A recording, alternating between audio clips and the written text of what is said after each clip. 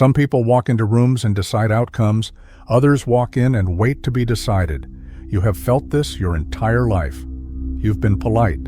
You've been prepared. You've been competent. You speak, you smile, you say what you're supposed to say, and nothing moves. No one leans in. No one remembers your name. You leave exactly how you entered, invisible. Then someone else shows up. They barely speak. They don't justify themselves. They don't try. And the entire room reorganizes around them every single time. No one tells you why. You believed networking was about being likable, about being good at what you do, about working harder than everyone else. That belief is why you're still outside. You over-explained. You listed your credentials like you were on trial.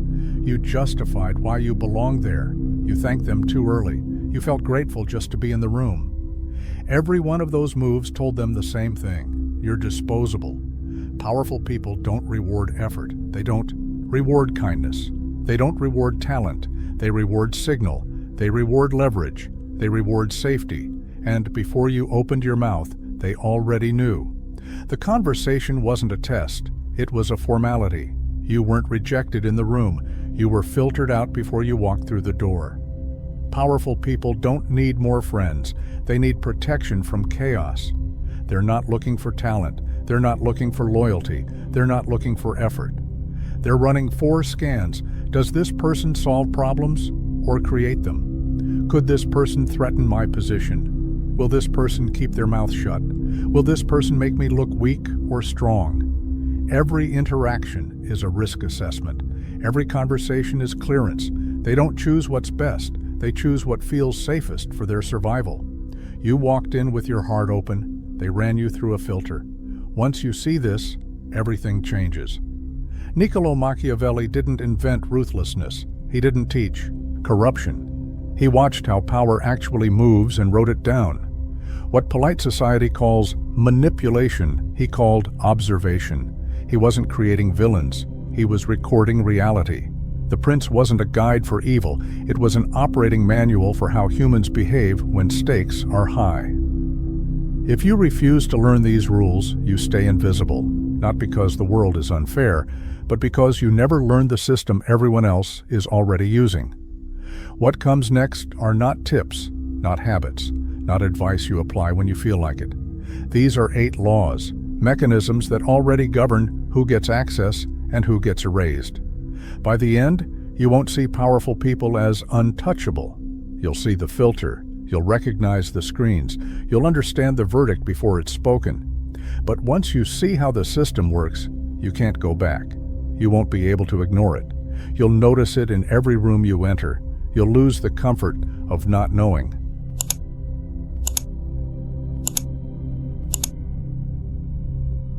Law 1. Never arrive as a petitioner. Most people walk up to powerful people like they're walking up to a charity desk. They don't say it out loud, but their energy does.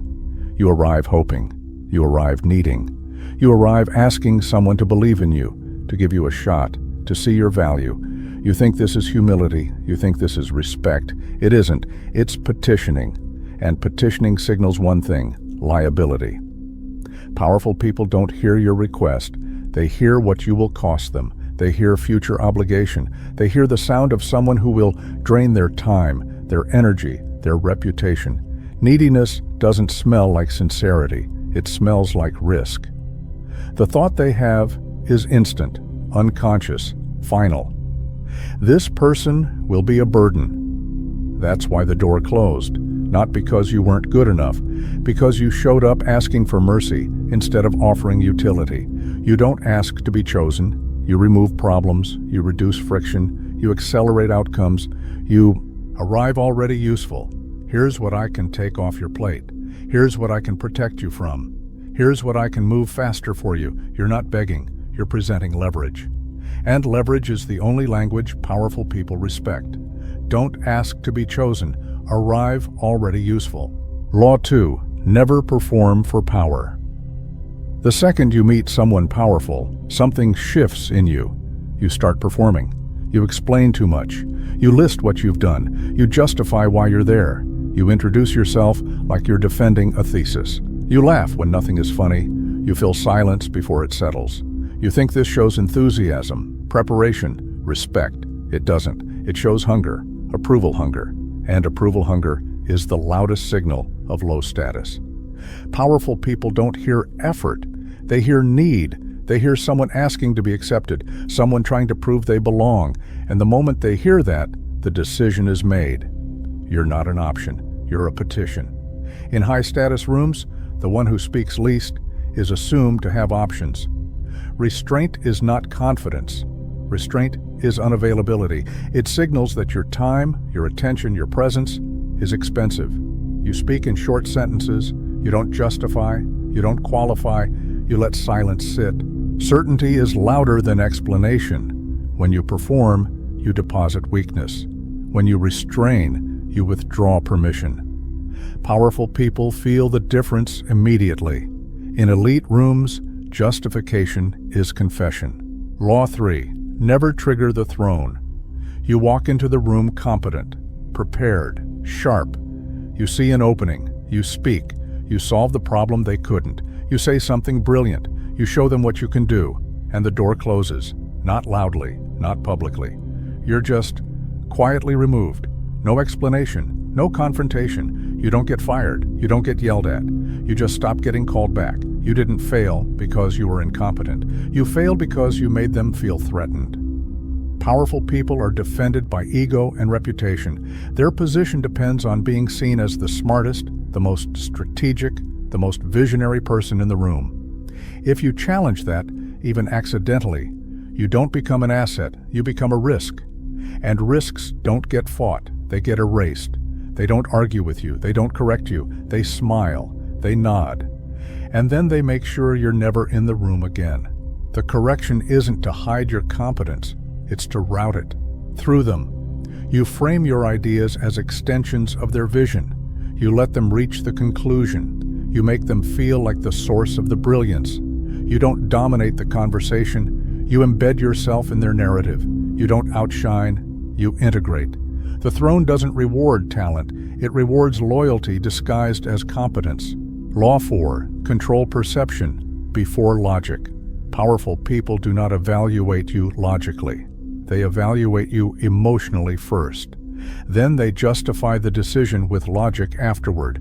Before facts are weighed, credibility is assigned. Before your argument is heard, the verdict is already forming. The brain decides who is credible, who is important, who should be listened to, and it decides fast. Logic is not the decision.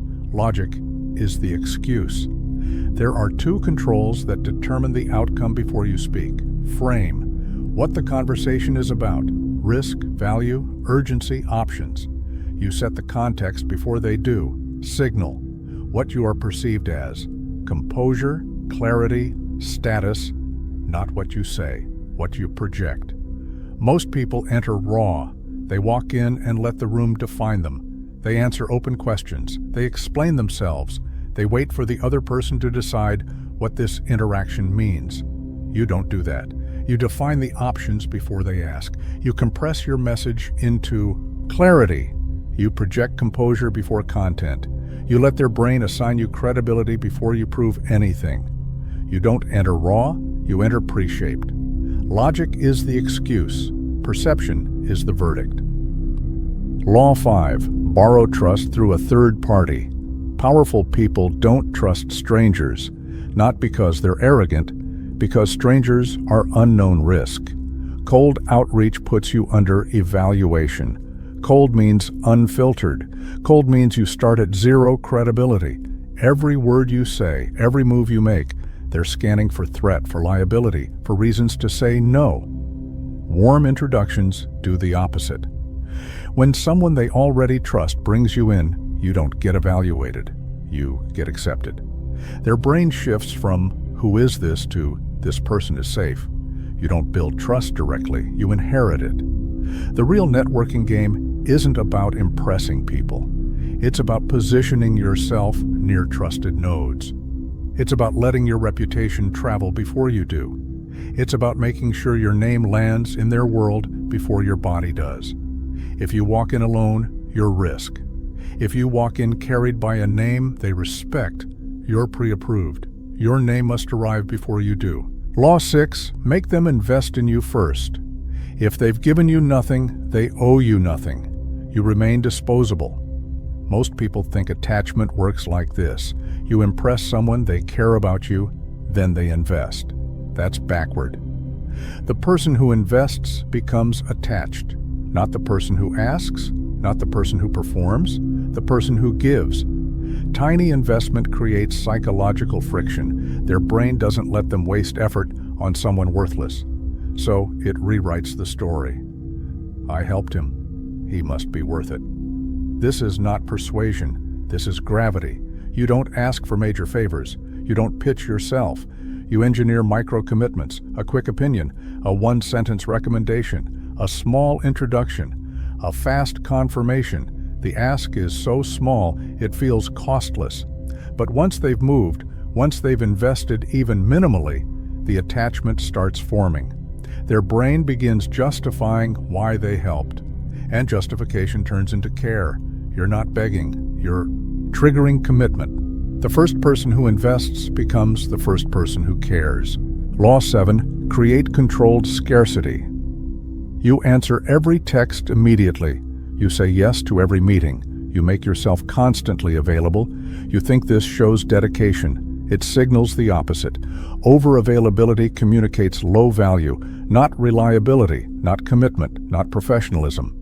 It tells powerful people your time has no competing demand, that you're waiting, that you're cheap. Powerful people respect what has boundaries. Scarcity isn't a tactic, it's how value is inferred. If something is always accessible, the brain assumes it's disposable. Controlled scarcity means you're fully present when you're there, engaged, attentive, but you're not instantly reachable. You're not available for coffee next Tuesday. You don't default to yes. Your presence isn't an expectation, it's a reward. This isn't withdrawal. This isn't avoidance. This is calibration. You have a mission. You have a schedule. You have capacity limits. And when you do show up, your attention matters because it's finite. If access to you is cheap, your value is assumed to be cheap. Law 8, be willing to walk away. The person who needs it least controls the interaction. Need leaks. It leaks through your tone, through your timing, through the way you agree too quickly, through the way you adjust your posture when they speak, through the urgency in your follow-up. Powerful people don't hear it. They feel it. And the moment they feel it, the dynamic shifts. You're no longer negotiating. You're petitioning. Real detachment isn't posture. It's not strategy. It's not something you perform. It's something you embody. Your voice slows. Your silence strengthens. You speak less. You decide faster. You stop bending. You stop adjusting. You stop needing the outcome more than they do. And when that shifts, when you're genuinely prepared to leave the room, the deal, the relationship, everything inverts. They start qualifying themselves to you. They start explaining why you should stay. They start feeling the absence before it happens. Need is the scent that makes powerful. People close doors. This sounds cold. It is. But the world wasn't built on fairness. The structures you move through, your company, your government, your industry, they weren't built on transparency or kindness. They were built on leverage, positioning, and understanding how humans actually behave. These laws aren't abuse. They're awareness. They describe what already happens, what powerful people already do, what you've been subjected to without understanding it. You stop being invisible. You stop approaching powerful people like gods. You stop explaining yourself. You stop justifying. You stop waiting to be chosen. You become the kind of person they keep around, not because they like you, because you reduce risk, because you increase outcomes, because you stabilize what they've built. Powerful people are not gods. They're humans with sharper filters. They're cautious. They're defensive. They scan for threat before they scan for talent. And now you know what they're scanning. You stop asking for entry. You start meeting clearance. Most people will hear this and go back to default behavior. They'll revert. They'll forget. They'll let discomfort pull them back into the herd. If you refuse to return, then comment this below. Today, I refuse to stay invisible. If you find this video helpful, make sure to like, share, and subscribe to the channel for more helpful videos like this.